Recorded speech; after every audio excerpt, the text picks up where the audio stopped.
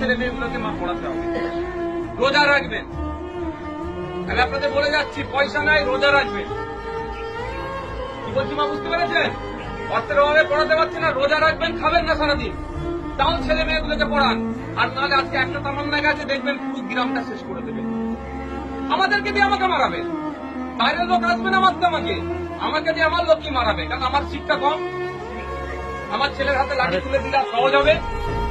আমার দাদুরা দেখুন, আপনাদের গ্রামে দেখুন, খারাপ লাগবে, দাদুরা দেখুন কারো নেতার হয়ে লাঠিয়ালগিরি করেছে, এখন বাপেরা লাঠিয়ালগিরি করছে, তারপরে ছেলেগুলোকে আবার দেখুন এরকম বোম বাঁধার বাহিনী বানাবে, তার ছেলেকে বানাবে। আর নেতার ছেলে উনি নেতা ছিলেন, এমএলএ, তার মেয়ে এমএলএ হয়ে গেল, তার ছেলে মেয়ে দেখবেন আবার চলে মেলে হবে।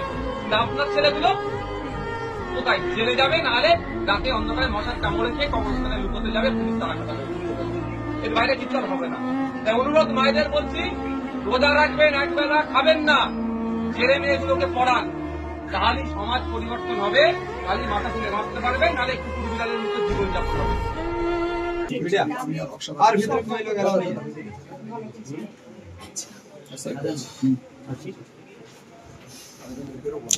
দাদা পরিবারের সঙ্গে বাবার সঙ্গে মেন রুট থেকে এত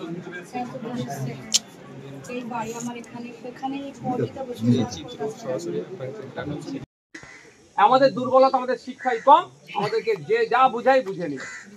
এইটা যদি বন্ধ করতে চান, এই ছেলে মেয়েগুলোকে মা পড়াতে হবে।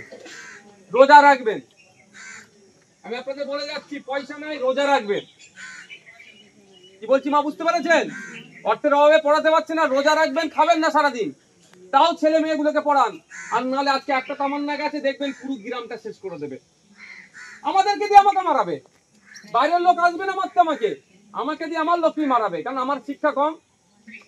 আমার ছেলে